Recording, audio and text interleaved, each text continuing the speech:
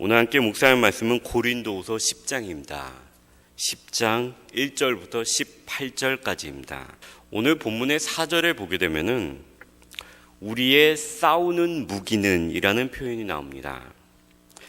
싸우는 무기라는 표현이 나오는 것을 보게 되면은 지금 고린도 교회 안에 문제가 있다는 것을 우리는 알 수 있습니다. 이를 위해서 바울과 그의 동역자들이 싸움을 싸우고 있다는 것을 우리는 알 수가 있습니다. 그럼 과연 이 싸움이 왜 시작이 되었을까요? 우리는 그 시작을 7절에서 추측할 수가 있습니다. 너희는 외모만 보는도다.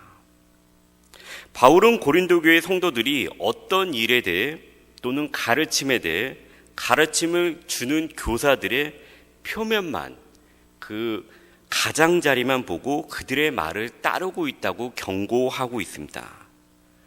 고린도 교회에 거짓 교사들이 들어왔습니다. 그리고 이들은 거짓된 것을 가르치고 있었습니다.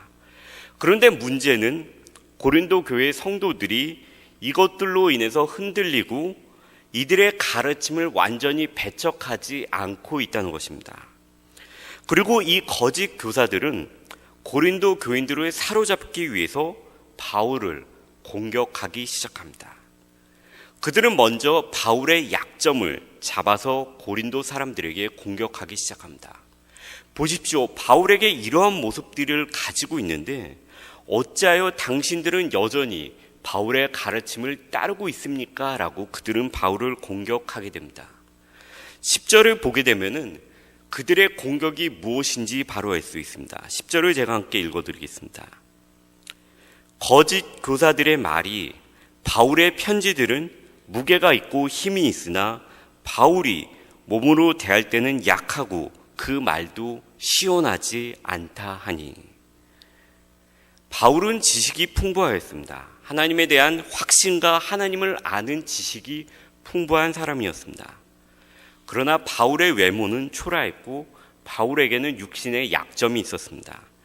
그리고 바울에게는 뛰어난 언변의 재능, 시원하게 말을 하는 재능을 가지고 있지는 않았습니다.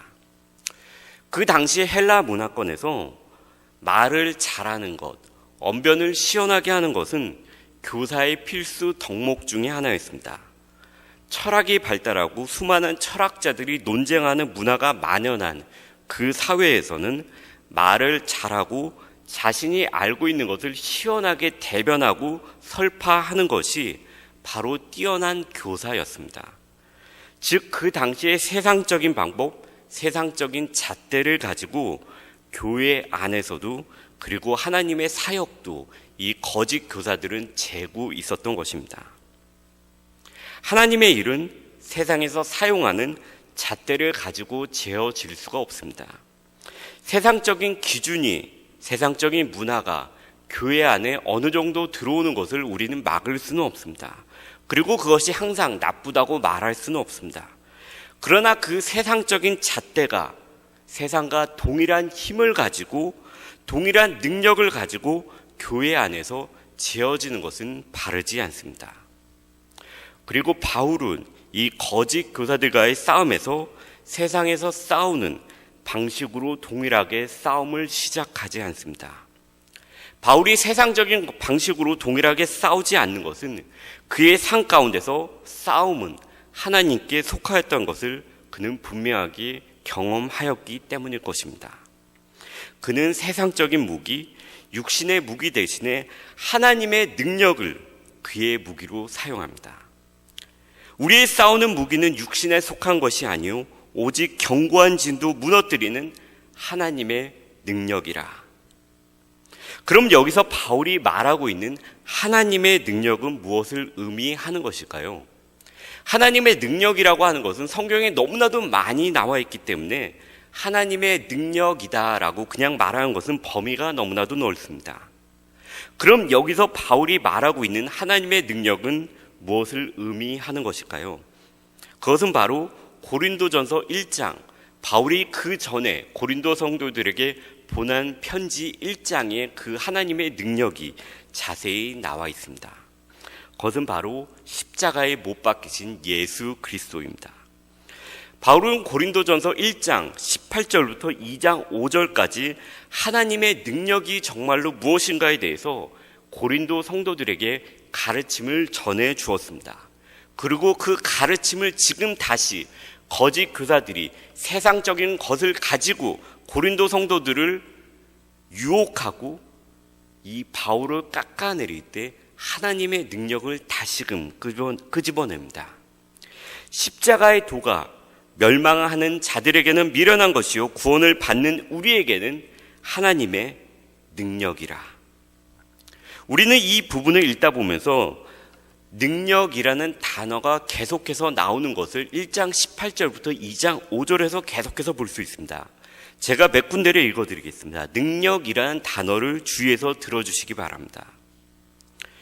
유대인은 표적을 구하고 헬라인은 지혜를 찾으나 우리는 십자가에 못 박힌 그리스도를 전하니 유대에게는 꺼리끼는 것이요 이방인에게는 미련한 것이로되 오직 부르심을 받은 자들에게는 유대인이나 헬라인이나 그리스도는 하나님의 능력이요 하나님의 지혜니라. 내 말과 내 전도함이 설득력 있는 지혜의 말로 하지 아니하고 다만 성령의 나타나신가 능력으로 하되 너희 믿음이 사람의 지혜에 있지 아니하고 다만 하나님의 능력에 있게 하려 하였노라. 너희 믿음이 하나님의 능력이신 그리스도께서 못 박히신 그 사건 위에 있기를 원한다고 바울은 이야기하고 있습니다. 그리고 이 거짓 교사들과의 싸움에 바울은 이 능력을 사용하겠다고 이야기합니다. 지금 거짓 교사들과 바울의 싸움의 초점은 지혜입니다. 이 지혜는 하나님께 속한 지혜를 이야기하는 것이 아닙니다. 세상적인 철학과 이론과 세상적인 것을 많이 아는 것을 이 성경과 어울려서 풀어내는 그것을 이야기하고 있는 것입니다.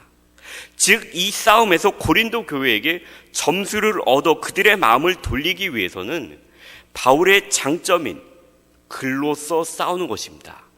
글로써 그가 아는 모든 것을 풀어서 설명해서 고린도 교인들에게 더욱더 많은 편지를 씀으로 인해서 내가 아는 이 모든 것은 이렇게 많이 알고 있다라는 것을 편지를 수없이 씀으로 인해서 고린도 교회에 들어온 거짓 교사들과 싸우는 것이 바울이 가장 효과적으로 싸울 수 있는 방법입니다. 그런데 바울은 이 방법을 취하지 않습니다. 거짓 교사들도 칭찬을 할 만큼 바울의 편지에는 힘이 있었고 능력이 있었습니다. 그러나 바울은 수많은 편지를 씀으로써 이 싸움을 시작하지 않습니다. 우리 인간은 기본적으로 알고 싶어하는 욕구가 있습니다. 에덴 동산에서도 사탄은 너희가 그것을 먹는 날에는 하나님과 같이 되어 선악을 알게 될 것이다 라고 유혹을 하여서 그들을 죄 가운데 빠지게 합니다. 말이 유창할 뿐만이 아니라 말에 수많은 철학과 지식이 있는 사람의 말을 우리는 듣기를 원합니다. 그들에게 좀 더 많은 점수를 주려고 합니다. 왜냐하면 우리 인간은 바울의 지적과 같이 사람의 외모만 보려는 경향이 있기 때문입니다. 그런데 이 외모만 보려는 것은 표면만 보려는 것이라고 해석될 수 있습니다. 바다의 잔잔한 표면만 보려는 것과 같이 해석될 수 있습니다. 우리는 그 열매, 나오는데 시간이 오래 걸리는 열매 대신에 지금 당장 눈에 보이는 거짓 교사들의 가르침에 박수를 보내고 그들 가운데 마음에 뺏길 수가 있습니다. 바울도 그 시대를 살았던 사람입니다. 그렇기 때문에 어떻게 하면 이 싸움을 내가 잘 싸울 수 있는지 잘 알고 있었습니다. 그러나 그는 말의 뛰어남과 세상의 지식과 철학과 논리에 의지해서 싸움을 싸우지 않습니다. 그는 하나님의 능력이신 십자가에 못 박히신 예수 그리스도를 온전히 전하고 그 삶을 온전히 살아갈므로 인해서 이 싸움을 시작하려고 합니다. 4절과 5절을 보게 되면 바울의 싸움이 무엇에 대항하는 싸움인지를 우리에게 잘 보여주고 있습니다. 하나님의 능력이라 모든 이론, 모든 이론을 무너뜨려야 하는 것이 이 싸움입니다. 하나님을 아는 것을 대적하여 높아진 그것이 무엇일까요? 바로 지식입니다. 그 모든 것을 무너뜨리고 모든 생각, 세상의 지식과 철학입니다. 그 모든 것을 사로잡아서 그리스도에게 복종하는 것이 이 싸움의 주된 목적입니다. 고린도전서 1장의 말씀과 같이 세상적인 지혜와 지식은 결국에는 패하여질 것입니다. 왜냐하면 그 세상적인 지혜와 지식은 화려할지는 몰라도 헬라 문화권에서 세상적인 지혜와 지식으로 예수 그리스도를 아는 것, 하나님을 아는 것에는 실패하였기 때문입니다. 그래서 결국은 하나님께서 그 모든 지혜와 지식을 패하실 것이라고 말씀하고 있습니다. 대신에 하나님은 그리스도 십자가라는 너무나도 역설적인 사실을 가지고 로마를 정복하고 성도들의 믿음을 세우십니다. 바울 역시 하나님의 이 경륜을 너무나도 잘 알고 있기 때문에 자신이 해야 되는 사역이 무엇인지 정확히 알고 있었습니다. 내가 예수 그리스도의 십자가 외에는 모든 아는 것을 포기하기로 작정하겠다라고 바울은 고린도전서에서 말씀하고 있습니다. 왜 그럴까요? 바울이 그가 알고 있는 모든 것을 포기하고 세상 사람들이 보기에 너무나도 어리석어 보이는 이 그리스도의 십자가만을 내가 알기로 작정하기를 원하였다라고 왜 표현을 하였을 것일까요? 그도 많이 배운 사람입니다. 그리고 헬라 문화권에서 선교를 하면서 처음에는 헬라 사람들이 선호하는 철학적인 논리적인 방법으로 한 명, 두 명에게 선교를 하였을 것입니다. 그도 사람이기 때문에 우리는 충분히 이런 가정을 할 수 있습니다. 그러나 바울이 전도 가정 가운데서 깨달은 것은 이런 것들로 인해서 사람들의 믿음을 세울 수 없다라는 것을 그는 깨달았을 것입니다. 내가 철학과 지혜를 가지고 사람들에게 접근하였을 때 그들이 관심을 가졌을지는 모르지만 결국에는 그것이 사람의 믿음을 세우지 못하였다라는 것을 그는 아마도 깨달았을 것입니다. 이것은 물론 제 추측입니다. 그러나 오늘 본문 가운데서 바울이 이 싸움 가운데서 오직 하나님의 능력인 그리스도의 십자가의 복음, 하나님의 능력만을 가지고 싸우려고 하는 것에 대한 이유를 볼 때 우리는 한 가지를 배울 수 있습니다. 사람을 믿음으로 점점 커가게 하는 것은 하나님의 능력인 복음이라는 것입니다. 그 당시에 눈으로 보면 십자가에 달려 죽은 한 젊은이에 대해서 말하는 것은 지극히 어리석어 보이지만 그리고 꺼려지는 것이지만 이것이 바로 한 명 한 명에게 바로 전해질 때 그리고 계속해서 전해질 때 사람들에게 믿음이 생기고 그 믿음이 사람들의 믿음이 점점 온전해진다는 것입니다. 그리고 거짓 교사들로부터 이 사람들의 믿음을 지킬 수 있게 된다는 것입니다. 15절과 16절을 보게 되면은 바울이 정말로 생각하는 것은 성도들의 믿음이 자라는 것이고 그들의 믿음이 자라서 복음이 고린도 지역을 넘어서 다른 지역으로 넘어가는 것이라는 것을 우리는 알 수 있습니다. 오직 너희 믿음이 자랄수록 우리의 규범을 따라 너희 가운데서 더욱 풍성하여 지기를 원하노라. 이는 남의 규범으로 이루어 놓은 것으로 자랑하지 아니하고 너희 지역을 넘어 복음을 전하려 함이라. 이것이 바로 바울이 원한 것입니다. 그리고 바울이 복음을 하나님의 능력이신 십자가에 못 박힌 그리스도 예수를 가지고 이것으로 시작하여서 싸움을 하려는 목적입니다. 단지 이기려는 것이 아니라 성도들을 이 그리스도의 복음 안에서 다시금 이끌어서 그들이 복음 안에서 반석이신 예수 그리스도 안에서 그들의 믿음이 점점 다시금 자라나기를 원한다는 것입니다. 우리는 오늘 본문을 통해서 몇 가지를 배울 수 있습니다. 교회 안에서 싸우는 방식은 세상의 방식으로 싸우는 것이 아니라는 것입니다. 세상의 방식으로 싸울 때 우리는 좀 더 사람의 마음을 얻을 수 있을 것이라고 생각하지만 바울은 이것 대신에 내가 늦을지라도 한 명 한 명에게 하나님의 능력이신 예수 그리스도의 복음에 대해서 다시금 내가 가르쳐주고 가르쳐줄 때 한 명 한 명이 다시 복음 안에서 다시 믿음이 성장하고, 그러므로 인해서 내가 지금 싸워야 하는 것이 무엇인가를 다시금 생각하게 되고, 결국에는 고린도 교회가 튼튼하게 자라나고 복음이 넘어져 간다는 것입니다. 그리고 성도의 믿음이 자라는 것은 결국에는 복음에 의해서 성도의 믿음이 자랄 수 있다는 것입니다. 그리고 성도의 믿음을 세워야 하는 것은 그 복음이 그 교회를 넘어서 다른 지역으로 전파되기 위함이라는 것입니다.